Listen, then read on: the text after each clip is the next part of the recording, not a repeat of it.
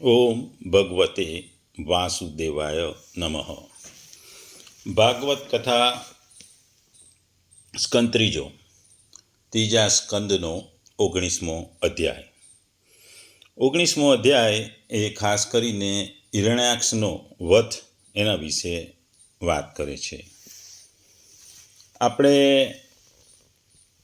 આ અધ્યાયમાં ખાસ કરીને ભગવાનનો વારા અવતાર હિરણ્યાક્ષનો વધ કરે છે. આપણે જાણીએ છીએ કે જેનો જન્મ થાય છે એનું મૃત્યુ નિશ્ચિત છે. આમાં અપવાદમાં આપણા 7-8 જે ચિરંજીવીઓ છે એ અપવાદ છે, જેમ હનુમાનજી છે, કૃપાચાર્ય છે, અશ્વત્થામા છે, એ બધા જેમ ચિરંજીવી છે. બાકીના બધાનું શું છે કે જે જન્મે છે એનું મૃત્યુ થાય છે. પછી એ ગમે તેટલો શક્તિશાળી હોય, બળવાન હોય, મહાન હોય, ગમે તેટલો ભગવાનને ભક્ત હોય કે ભગવાન પાસેથી વરદાન મળ્યું હોય, છતાં એનું મૃત્યુ નક્કી હોય છે. અહીં આપણે બે જે આગળ વાત કરી હતી, હિરણ્યકશ્યપ અને હિરણ્યાક્ષનો જે જન્મ થયો હતો, એમાં જ્યારે હિરણ્યાક્ષ પૃથ્વી પર અને ત્રણેય લોકોમાં ઉત્પાત મચાવતો હતો, કારણ કે એને બ્રહ્માજી પાસેથી વરદાન મળ્યું હતું. એટલે એણે ત્રણેય લોકને વશ કરી લીધા હતા ને એનો લોભ વધતો ને વધતો જતો હતો. આમાં આ લોભમાં ને પોતાની બહાદુરી અને બળવાનતાથી છકી ગયેલો હિરણ્યાક્ષ એ સ્વર્ગમાં જાય છે અને સ્વર્ગમાં એને જોઈને દેવો ગભરાઈ જાય છે. એ પાછો ફરે છે, એટલે સમુદ્રમાં જાય છે. ત્યાં વરુણ દેવ પાસે જાય છે અને વરુણ દેવ પાસે ગદા યુદ્ધની એ માગણી કરે છે. વરુણ દેવ જ્યારે કહે છે કે ભાઈ, હું તો ઉંમરવાળો થઈ ગયો,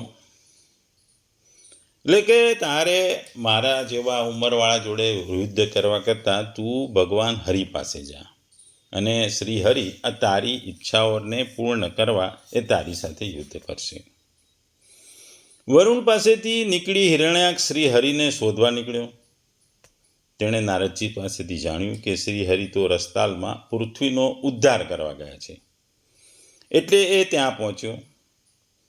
ત્યાં જતાં એ જુએ છે કે દ્વાડના અગ્રભાગ પર પૃથ્વીને ધારણ કરીને લઈ જતા મા વારાને એમણે જોયા. વારાજને જોઈને હસતો હસતો તે કહેવા લાગ્યો કે પૃથ્વી તો બ્રહ્માએ અમને રસ્તાલવાસીઓને આપી છે, માટે એ ભૂંડ તું મૂકી દે, નહીતર આ ગદા વડે તારું માથું ભાગી જશે. એના આવા ગર્વયુક્ત વચનો સાંભળી ભગવાન જળમાંથી બહાર આવ્યા અને ડરથી ધ્રુજતી પૃથ્વીને પોતાની આધાર શક્તિ વડે જળની સપાટી પર સ્થિર કરી. પછી પ્રચંડ કોપ કરી ભગવાને કહ્યું, હે અમંગળ, તું કહે છે તેમ જો અમે ભૂંડ છીએ તો અમે તારા જેવા કૂતરાને શોધીએ છીએ. આ વચનો સાંભળીને દૈત્ય ખૂબ જ ક્રોધાયમાન થયો. એને ગદા વડે વારા ભગવાન પર પ્રહાર કર્યા. સામસામે પ્રહારો થવા લાગ્યા. પૃથ્વીને માટે બે શત્રુઓ લડી રહ્યા હતા.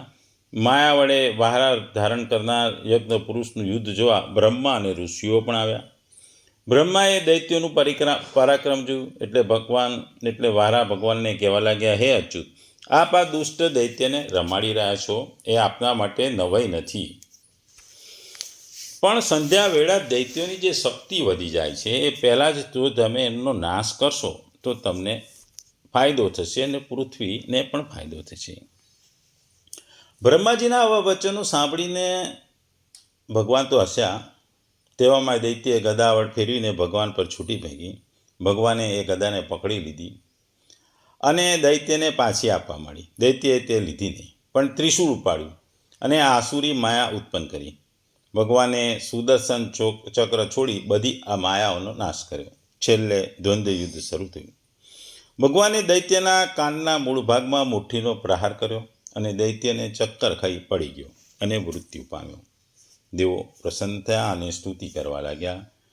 એકાર્ણવે હિ મગ્નાહ ગામ વારહા રૂપ માસ્થિત ઉદ્ધારમ મહિયોજસ્યો તસ્મૈ કોટાત્મને નમઃ. હિરણ્યાક્ષનો નાશ કરી પૃથ્વીનું રાજ મનુને સોંપી ભગવાન પોતાના વૈકુંઠ ધારા બન્યા. ભગવાનની આવી ઉત્તમ કથા સાંભળીને વિદુરજી તો ખૂબ જ પ્રસન્ન થયા અને એમણે મૈત્રેય મુનિને કહેવા લાગ્યા કે આવું અદ્ભુત પરાક્રમ ચરિત્ર સાંભળવું એ આપણા માટે એટલે કે એમના માટે એક આશીર્વાદ જેવું છે. આપણે જાણીએ છીએ કે ભગવાનની કૃપા હોય તો જ ભક્તિ અને જ્ઞાન મળે છે. આ માનવ શરીરને એક ગળા સાથે સરખાવે છે, કોઈક વખત નવદ્વારની નગરી સાથે પણ સરખાવેલ છે.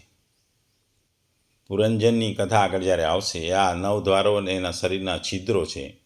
પ્રભુ કૃપાથી જે જ્ઞાન પ્રાપ્ત થાય છે તેને આ છિદ્રોમાં વહી જતું અટકાવવું જરૂરી છે. માટે આ છિદ્રોને બંધ રાખો, ઇન્દ્રિયોને વશમાં રાખો. બહુ બોલવું નહીં, બહુ સાંભળવું નહીં, જોવું નહીં, હરું તેમની પણ જરૂર નથી. આ બધી ક્રિયાઓ મનની વૃત્તિઓ બહાર ભમવા માંડે છે. એટલે હિરણ્યાક્ષનો જે અંત થાય છે એની જે વાત છે એ આ અધ્યાયમાં કરવામાં આવી છે. આપણે જાણીએ છીએ કે અહંકાર એ હિરણ્યાક્ષનું મુખ્ય વસ્તુ હતું ને અંત થતાં હિરણ્યાક્ષનો નાશ થાય છે. એટલે જો આપણે આ અધ્યાયમાં જો જીવન માટે કંઈક શીખવા જેવું હોય તો સત્યનિષ્ઠ, સ્વાર્થહીન પ્રાર્થના અને પ્રાર્થના કરતાનો ભાવ ઈશ્વર સુધી પહોંચાડનાર મુખ્ય વસ્તુ છે. શબ્દો આપણે જે બોલીએ એના કરતાં ભાવનું ભગવાનને બહુ મહત્વ હોય છે. અહંકારથી ભરાયેલી શક્તિ આખી સૃષ્ટિ માટે પણ વિનાશક છે. ધર્મરૂપી સુપ્રીમ જે કાયદો છે તેને હંમેશા તેને સંતુલિત કરે છે. ક્યારેક ધીરે પણ નિશ્ચિત રીતે ધર્મનો અંત્ય વિજય થાય છે. ભલે શરૂઆતમાં અહંકાર ભરેલો શક્તિનો વિજય થતો હોય પણ છેવટે તો ધર્મનો વિજય થાય છે. ઈશ્વર માટે સૌથી મોટો વિજય અસુરનું મરણ નહીં પણ અહંકારનું મરણ છે. પોતાના નાના મોટા હિરણ્યાક્ષ સ્વરૂપ અહંકાર જોયા પછી તેને ભગવાન સામે સમર્પણ કરવું જોઈએ એ આ અધ્યાયની મુખ્ય વસ્તુ છે. ભગવાન પૃથ્વીને અથવા કે ધરાને જ્યારે પણ જરૂર હોય છે ત્યારે એ અવતાર લે છે. કોઈ પણ અવતાર લે છે, કે ભલે પશુનો હોય, માછલીનો હોય, મત્સ્યનો હોય કે ગમે તે. અને જે જન્મ લે છે આ અવતારો એ પૂર્ણ, દિવ્ય અને સર્વશક્તિમાન હોય છે. એ આ અધ્યાયમાં પણ આપણને સમજાવે છે. કોઈ પણ વસ્તુ જે આપણને મળી હોય વરદાન રૂપે કે બળના રૂપે એ ભગવાન સામે ટકતી નથી. હિરણ્યાક્ષનો અહંકાર અને બળ પણ વારા અવતાર સામે ટક્યો નહોતો. ભગવાન પણ ઘણી વખત અસુરોને પોતાના હાથે મોક્ષ આપે છે અને એ મોક્ષ આપવાની એ ખૂબ જ મોટી વસ્તુ છે. આ અધ્યાયની પણ મુખ્ય વસ્તુ છે. ટૂંકમાં આ અધ્યાયમાં કુલ 37 જેટલા શ્લોકો છે અને આ 37 શ્લોકો આપણને જુદી જુદી વસ્તુઓ સમજાવે છે. અધ્યાયના 1 થી 8 શ્લોકો યુદ્ધનો જે પ્રારંભ થાય છે અને દેવતાઓની ઉપસ્થિતિ એ વિશે છે. મૈત્રેય ઋષિ કહે છે કે બ્રહ્માજીની સ્તુતિ સાંભળીને ભગવાન વારાએ યુદ્ધ માટે પોતાનું મન સ્થિર કર્યું. ભગવાન અને હિરણ્યાક્ષ ક્રોધથી એકબીજા ઉપર ગદા વડે પ્રહાર કરવા લાગ્યા અને પોતાના પ્રિય મિત્ર ભગવાનનું યુદ્ધ જોવા માટે દેવતાઓના ગણો આકાશમાં ભેગા થવા લાગ્યા. દેવતાઓ સામે ઊભા રહેલા શત્રુ હિરણ્યાક્ષને જોઈ ભગવાન વારાએ તેને કહ્યું કે તે જે પરાક્રમ કરી રહ્યો છે તે ન્યાય નથી અને તેઓ તેને સહન કરી શકતા નથી અને સહન કરશે પણ નહીં. ભગવાન કહે છે કે માયાવીઓનું બળ આદિપુરુષ ભગવાન દ્વારા ક્યારેય સહન થતું નથી. તેઓ કહે છે કે જે અજ્ઞાનથી બળી જાય છે તેમને માયાનું શું ફળ? હિરણ્યાક્ષ પણ ક્રોધે ભરાયેલો હતો અને એણે ગદા વડે જોરદાર પ્રહારો કર્યા. જોકે ભગવાનની ગદા પર હિરણ્યાક્ષના જોરદાર પ્રહાર છતાં ભગવાન હસતા રહ્યા. હિરણ્યાક્ષની ગદાનો ભગવાન ઉપર કોઈ પ્રભાવ પડ્યો નહીં. છતાં પણ હિરણ્યાક્ષ જોર જોરથી પ્રહારો કરતો હતો. આ પ્રહારોને જોઈ દેવતાઓ અને ઋષિઓ પણ એક વખત તો ગભરાઈ ગયા, પણ ભગવાન પોતે આ વસ્તુથી વિચલિત ન થયા.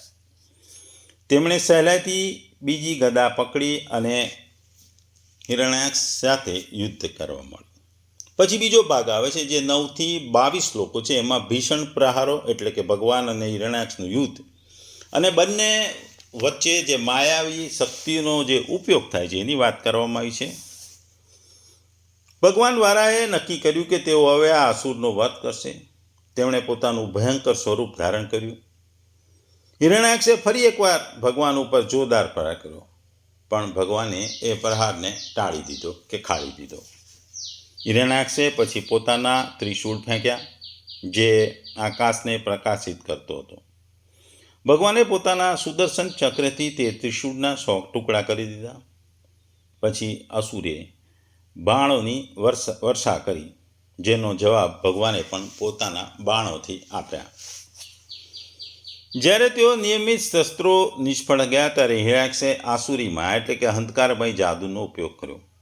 આકાશમાં અંધકારમય વાદળો છવાઈ ગયા. પવનના સુસવાટા સાથે દુર્ગંધયુક્ત લોહી, પરુ, વાળ, હાડકાં અને રાખની ધીમે ધીમે વરસાદ થવા લાગી.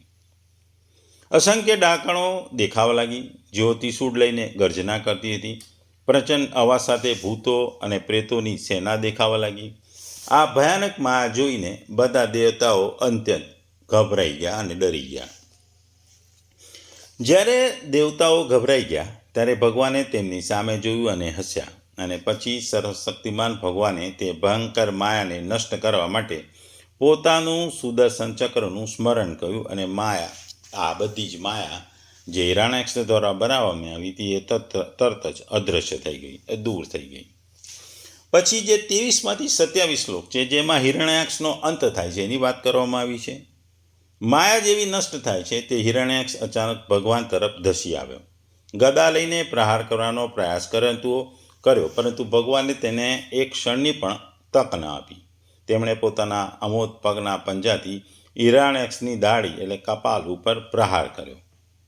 ભગવાનના પગના પ્રહારથી હિરણ્યાક્ષનું મસ્તક ધડમાંથી અલગ થઈ ગયું ને તે તત્કાળ જમીન પર ઢળી પડ્યો, જાણે વીજળીના કડાકામાંથી મૂળમાંથી ઉખેડાઈ ગયેલું હોય વૃક્ષ જેમ ઉખડી જાય. જ્યારે પવન ને બધું આવે ત્યારે જેવું વૃક્ષ મૂળમાંથી ઉખડીને પડી જાય છે એવું જ અહીં લાગવા મળ્યું.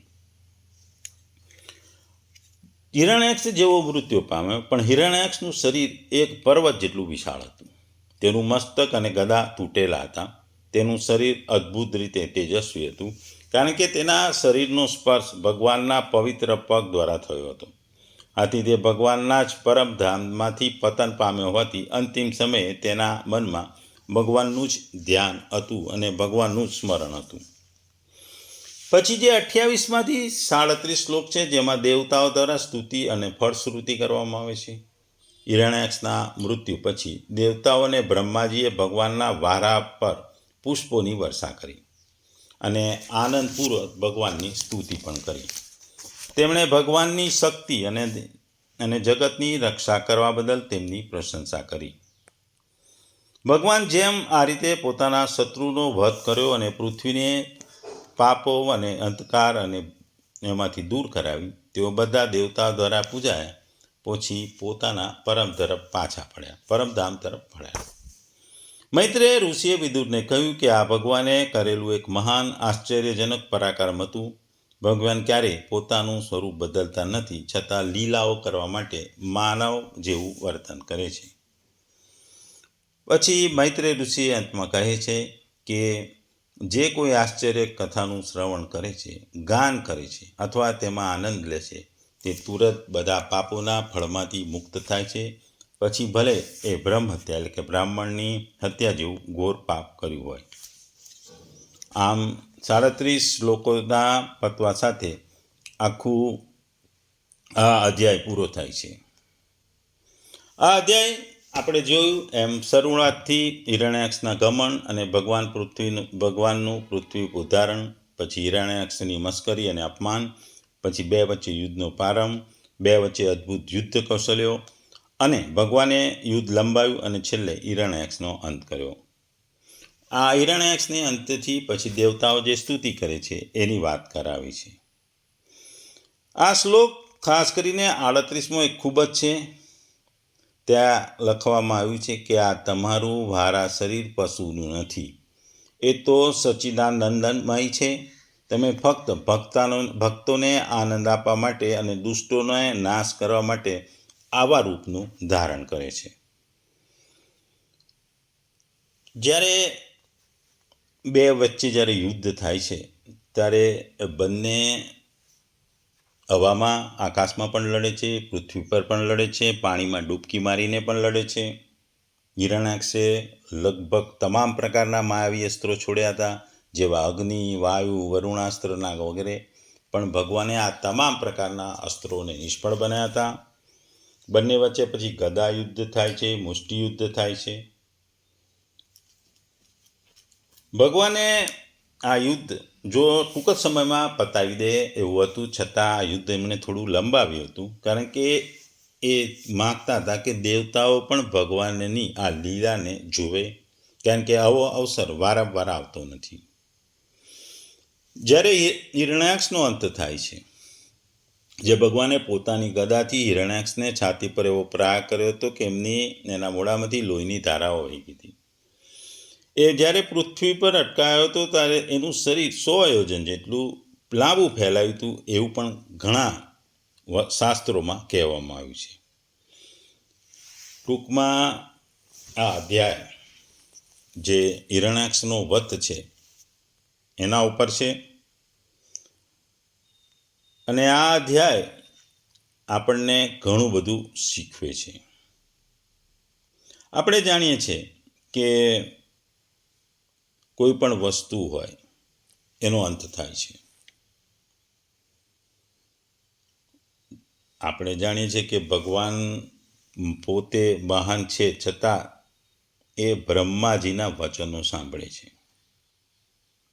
એ બ્રહ્માજી કહે છે કે ભાઈ તું સાંજના સમયે તું એની મૃત્યુ કરી દે, કારણ કે રાત આવશે તો રાત્રે દૈત્યોની શક્તિ વધશે. આજના જમાનામાં પણ આપણે જોઈએ છીએ કે ઘણી જગ્યાએ વ્યક્તિ નાનો હોય પણ ઘણી વખત એ પોતાના સિનિયરને અમુક વસ્તુમાં સલાહ આપતો હોય છે, અને સિનિયર એ સલાહને માનતા પણ હોય છે, કારણ કે નવી વ્યક્તિ, નવો ગણેલો વ્યક્તિ નવી વસ્તુઓ જાણતો હોય છે. એ પોતાના સિનિયરને નવી વસ્તુ શીખવાડે છે અથવા સમજાવે છે. અને સિનિયર વ્યક્તિ ભગવાનની માફક, જેમ બ્રહ્માના વચનો સાંભળીને ભગવાન પણ સાંભળી રહે છે, એવી રીતે સિનિયર વ્યક્તિ પણ જે હોય એ પણ નવા વ્યક્તિની વસ્તુઓ સાંભળી લે છે. બીજું કે યુદ્ધો જ આપણે જોયું કે બે વ્યક્તિઓ વચ્ચે જ્યારે યુદ્ધ થાય, હિરણ્યાક્ષ ભગવાન છે, એવા ઘણા યુદ્ધો આપણે થયા છે. અને આ યુદ્ધોમાં એવું કહેવામાં આવે છે જ્યારે એક ગદા જતી રહે છે ત્યારે ફરીથી એને લડવાની ભગવાન જેમ તક આપે છે, એમ આપણે બી જાણીએ છીએ કે આપણે આજના જમાનામાં પણ મહાભારતમાં અને રામાયણમાં પણ કહ્યું છે કે નિશસ્ત્ર પર ક્યારે પણ કોઈ વાર કરતું નથી, હુમલો કરતું નથી. અને આજના જમાનામાં પણ આપણે જીનીવા કન્વેન્શનમાં પણ હ્યુમેનિટેરિયન એટલે કે આંતરરાષ્ટ્રીયમાં પણ માનવતા માટેની માનવીય મર્યાદાઓ યુદ્ધમાં પણ રાખવામાં આવી છે. આપણે જોઈએ કે જ્યારે કોઈ તાનાશાહ શાસક અત્યંત ક્રોધ, દ્વેષ અને અહંકારથી યુદ્ધ ચલાવે છે, ત્યારે આખી દુનિયામાં યુદ્ધ થાય છે, હિંસા થાય છે, વિનાશ થાય છે, અને સમગ્ર વિશ્વમાં એનો આતંક છવાય છે. જેમ હિરણ્યાક્ષથી આતંક છવાય છે, એમ હિટલર આપણે જોઈએ કે હિટલર જે તાનાશાહ શાસક હતો, એની પોતાની અભિમાનને કારણે, પોતાની શક્તિને કારણે એણે બીજું વિશ્વયુદ્ધ કરાવ્યું હતું. અને બીજું આગળ આપણને આ અધ્યાયમાં કહે છે કે પરમેશ્વરની દ્રષ્ટિએ અસુરની સર્વશક્તિ એકમાત્ર ખેલ સમાન છે. ભગવાન યુદ્ધને એમ જ પૂર્ણ નહીં કરે, તે જીવના પૂરા કર્મ ક્ષય કરવા માટે ધર્મનો સંદેશ જે સ્થાપવાનો, એના માટે ધીરે ધીરે રમતા આગળ વધે છે. આપણે જોઈએ છે કે કોઈ પણ ક્ષેત્ર હોય, ચેસ હોય કે કોઈ પણ ક્રિકેટ હોય કે કોઈ પણ લોયર હોય. આપણે ક્રિકેટ હોય તે શરૂઆતમાં ક્રિકેટર આવે તો સીધો છગ્ગો કે ચોગ્ગો મારવાનો પ્રયત્ન ને કે તું એ ધીરે પહેલાં બોલે શાંતિથી રમે, બીજા 2-4 બોલ પછી એક રન, પછી ચોગ્ગા છગ્ગા મારવાની શરૂઆત કરે છે. એમ ભગવાન પણ અહીં રાક્ષસને, હિરણ્યાક્ષને મારવા માટે એક સમય લે છે, એને પૂરી તક આપે છે કે એને લીધે એની જે તમામ પ્રકારનો પાપો છે એનો ધીરે ધીરે નાશ કરે છે. એક સામટો નાશ નહીં, કે ધીરે ધીરે નાશ કરી એનો નાશ કરે છે. અને આ ધીરે ધીરે નાશ કરવાની પ્રક્રિયા આખા જગતને જોવા મળે છે. જગતને ભગવાનની શક્તિનો નજરે નજર પરિચય જોવા મળે છે. અને મોટામાં મોટી વસ્તુ જો આ અધ્યાયની હોય તો હિરણ્યાક્ષનો અંત, જે અહંકારનું પતન છે, અહંકારનું આપણે વિસર્જન કહીએ. કારણ કે હિરણ્યાક્ષે બધી જ શક્તિ વાપરે, બધા શસ્ત્રો વાપરે છે, છતાં એ મૃત્યુ પામે છે. અને એ ભગવાનના હાથે મૃત્યુ પામે છે. શાસ્ત્રનો ભાવ એ છે કે પરમેશ્વરથી એકદમ વિરુદ્ધ ધર્મ ધરાવતો પણ જ્યારે અનક્ષણે ભગવાનને સ્મરણ કે દર્શન સાથે પ્રાણ ત્યાગે છે ત્યારે એનો પણ મોક્ષ થાય છે, એનું મૃત્યુ કલ્યાણકારી બને છે. કારણ કે તે મૃત્યુ પામે ત્યારે એનો અહંકાર છોડી દે છે. આપણે જાણીએ છીએ કે ઘણી બધી મોટી કોર્પોરેટ વસ્તુઓમાં જે ફ્રોડ થાય છે, એમાં જે ક્રિમિનલ વસ્તુઓ છે, ઘણા ખોટા લોકો કામ કરે છે, ઘણી બધી કંપનીઓમાં, ગવર્મેન્ટમાં. પણ ઘણી વખત શું થાય છે કે જ્યારે જીવ મરવાનો સમય આવે છે, જીવનનો અંતિમ સમય આવે છે, ત્યારે ઘણા લોકો પોતાના જે પાપ છે, કરેલા કર્મોને સંપૂર્ણ રીતે કન્ફેસ કરી દે છે અને પોતાનામાં રહેલા પાપના ઘડાને એ ઓછો કરી દે છે. અને અંદરથી એ માણસ પોતાના પાપોની કબૂલાત કરી પોતે અંદરથી બદલાઈ જાય છે. ભલે એને કાનૂનની સજા મળે,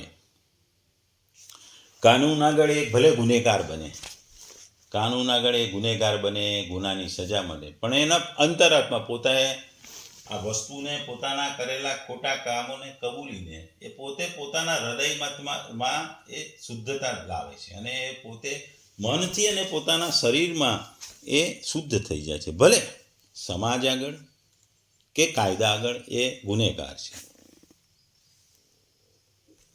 ટૂંકમાં આ શ્લોક અને આ અધ્યાયના શ્લોકો ખૂબ જ મહત્વના છે. દરેક વ્યક્તિમાં બળ હોય છે, એનું ખોટો ઉપયોગ ના કરવો જોઈએ. દરેક વ્યક્તિને કોઈક પણ એક જાતની શક્તિ તો હોય જ. બધાને બધી શક્તિઓ સરખી હોતી નથી, પણ જે શક્તિ મળે છે, સારી શક્તિ મળે છે, એનો સારો ઉપયોગ કરવો જોઈએ, એનો દુરુપયોગ ના કરવો જોઈએ. જે કોઈ વ્યક્તિ કોમ્પ્યુટરમાં અને સોફ્ટવેરમાં એની માસ્ટરી આવી જાય તો એને એ વસ્તુનો આપણે સારો ઉપયોગ કરવો જોઈએ, કે સમાજમાં દરેક વ્યક્તિને એના જે આવડત છે એનો લાભ મળવો જોઈએ. નહીં કે એની આવડતથી એ બીજાના કોમ્પ્યુટરને નુકસાન કરે, એના કોમ્પ્યુટરને હેક કરે, એવું ના કરવું જોઈએ. દરેકે પોતાની શક્તિનો સારો ઉપયોગ કરે, કારણ કે એને દુરુપયોગ જ્યારે બી કરે છે એ અંતે ખબર તો પડવાની જ છે. પણ જ્યારે તમે સકારાત્મક તમારી શક્તિને લઈ જાઓ છો, સકારાત્મક ઉર્જા રૂપેનો ઉપયોગ કરો છો, તો એ શક્તિ સમાજને અને દુનિયાને કામમાં આવે છે. નકારાત્મક શક્તિનો જો તમે નકારાત્મક ઉપયોગ કરો તો એ છેવટે તો નાશ પામવાની જ છે. તમારી શક્તિનો ક્ષય તો થવાનો જ છે અને એ તમને તમારા શરીરને અંદરથી કોરી ખાશે. તમે જે ખોટા કામ કર્યા એ તમને અંદરથી હચમચાવી નાખશે. એટલે આ જે હિરણ્યાક્ષનો વધ છે એ અધ્યાય આપણને ઘણું બધું શીખવી જાય છે. અને મોટામાં મોટી વસ્તુ અહંકારનો એક તો ત્યાગ કરવાનો, અને ભગવાન બધે જ છે અને ભગવાન તમને મદદ કરે છે. ભગવાન એ સર્વશક્તિમાન છે અને એ સર્વશક્તિમાન છે એટલે તમને કોઈ પણ રીતે અને કોઈ પણ તરીકે તમને મદદ કરવા આવે છે. પછી એ મદદ કરવા કયું રૂપ લે, કયું સ્વરૂપ લે, એ ભગવાનના હાથમાં છે. ભૂંડના સ્વરૂપમાં આવે, માછલીના સ્વરૂપમાં આવે, કે કૃષ્ણ કે રામના સ્વરૂપમાં આવે, પણ ભગવાન જ્યારે જ્યારે ભક્તોને, સમાજને જરૂર હોય અને અધર્મ જ્યારે વધી ગયો હોય ત્યારે ધર્મના સ્થાપના માટે, અધર્મનો નાશ કરીને ધર્મની સ્થાપના માટે ભગવાન જન્મ લે છે. અને એ જન્મ ગમે તે સ્વરૂપમાં હોય એ શક્તિશાળી હોય છે અને એ હંમેશા ખૂબ જ શક્તિશાળી રહી સમાજ અને ધર્મનું રક્ષણ કરે છે.